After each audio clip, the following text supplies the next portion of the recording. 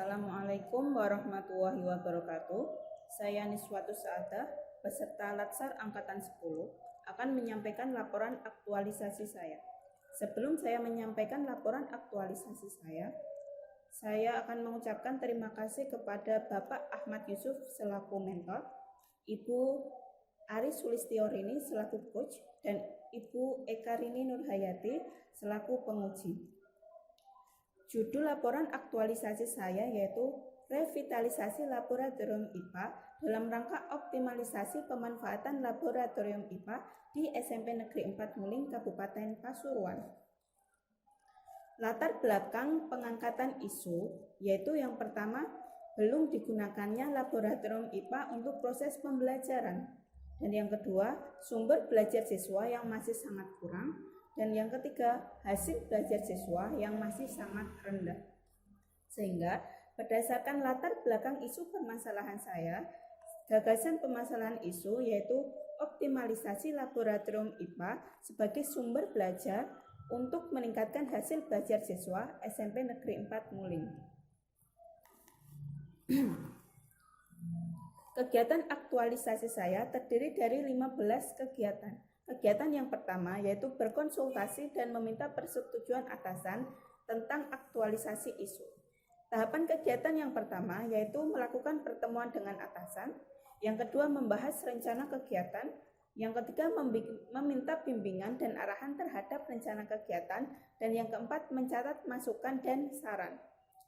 Kegiatan yang kedua yaitu membuat tata tertib laboratorium IPA. Dalam pembuatan tata tertib laboratorium IPA, hal ini harus berkoordinasi dengan kepala laboratorium. Tahapan kegiatan yang pertama yaitu melakukan koordinasi dengan kepala laboratorium IPA untuk menyusun tata tertib laboratorium IPA. Kegiatan yang kedua yaitu menyusun tata tertib peraturan pemakaian laboratorium. Kegiatan yang ketiga yaitu menata sarana prasarana laboratorium IPA. Tahapan kegiatan yang pertama yaitu membersihkan laboratorium.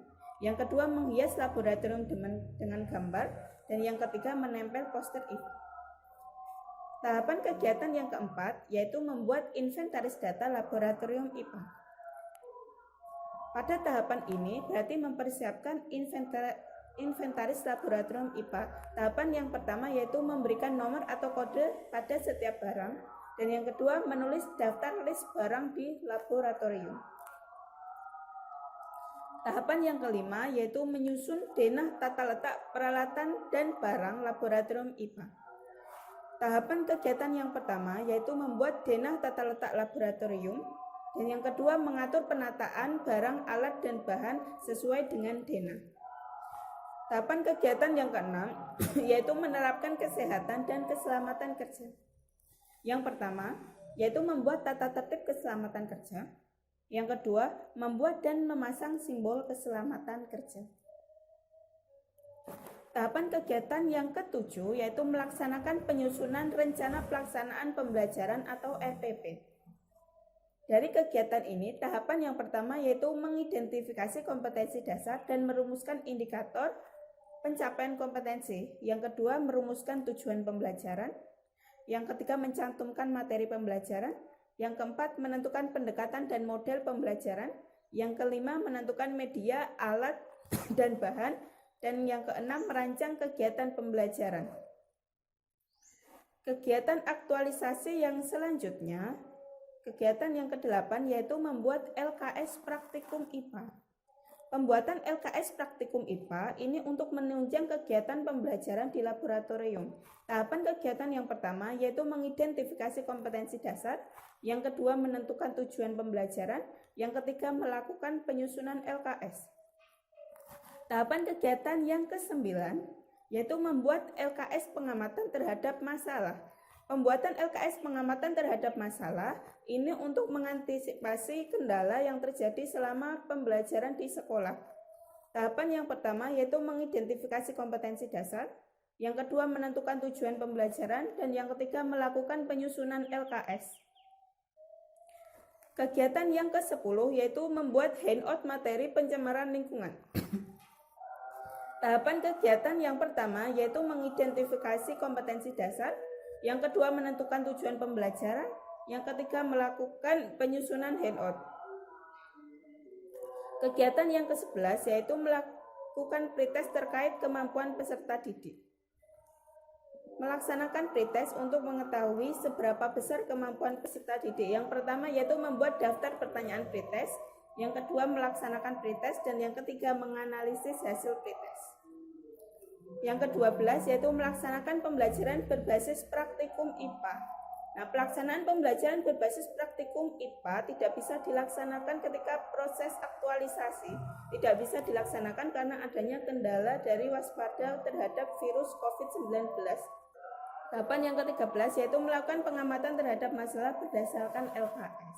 Nah, pengamatan masalah berdasarkan LKS ini merupakan pengganti dari LKS praktikum yang tidak bisa dilaksanakan di laboratorium.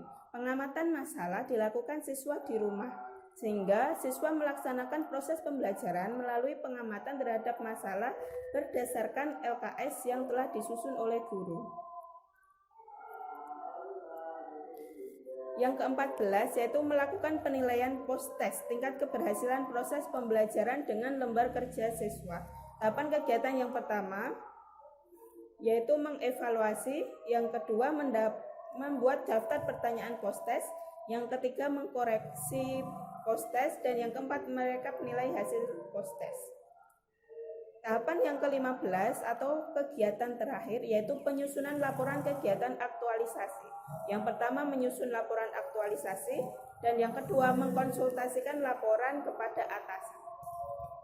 Berdasarkan kegiatan aktualisasi yang telah saya lakukan, keterlaksanaan kegiatan aktualisasi dari ke-15 kegiatan, ada beberapa kegiatan tambahan sebagai pengganti kegiatan aktualisasi yang tidak bisa dilaksanakan. Kegiatan tambahan yaitu yang terdapat warna merah muda atau pink. Ada 3 kegiatan tambahan sebagai pengganti dari kegiatan yang tidak bisa dilakukan. Kegiatan tambahan yang pertama yaitu membuat LKS pengamatan terhadap masalah. Dan yang kedua, membuat handout materi pencemaran lingkungan. Dan yang ketiga, melaksanakan pengamatan terhadap masalah berdasarkan LKS. Kegiatan tambahan dilakukan untuk mengganti program praktikum di laboratorium yang tidak bisa dilaksanakan karena pembelajaran siswa dilaksanakan di rumah. Dan kegiatan yang tidak bisa dilaksanakan yaitu kegiatan ke-12, melaksanakan praktikum IPA. Praktikum IPA dilakukan di laboratorium sehingga tidak bisa dilaksanakan karena siswa berada di rumah. Selanjutnya yaitu faktor penghambat dan cara mengatasi.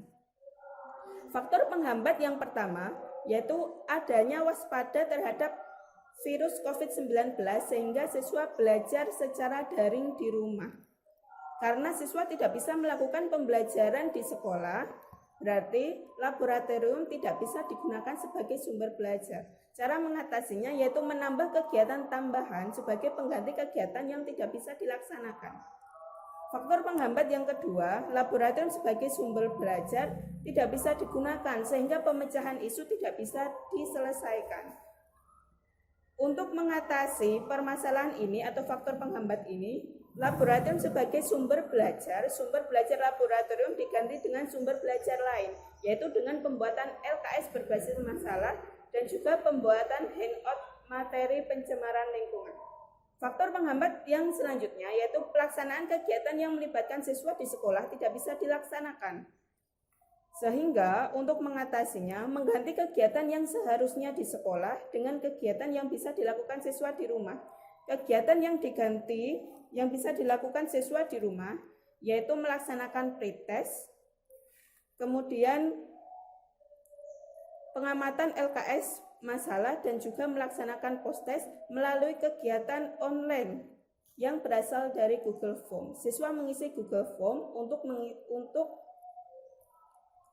mengganti kegiatan yang tidak bisa dilakukan di sekolah.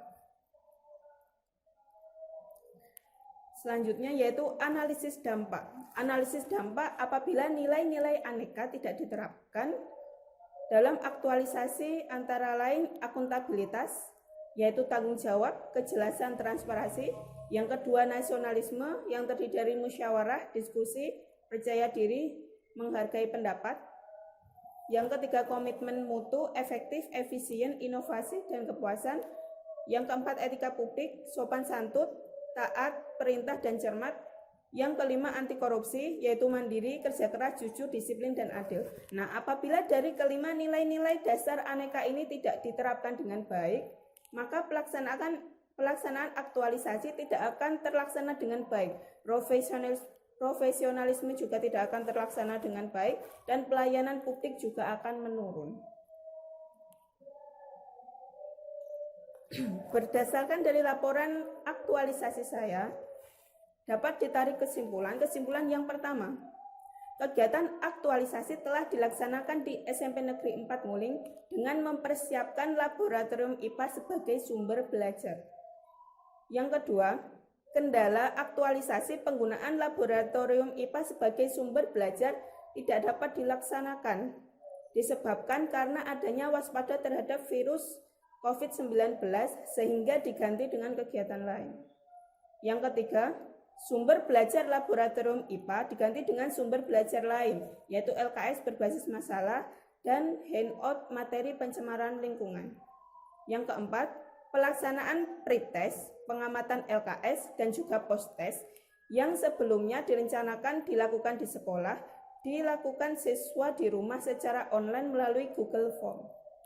Yang kelima, hasil belajar siswa meningkat dibuktikan dengan rata-rata pretest sebesar 53 dan rata-rata post-test sebesar 77 sehingga ada peningkatan.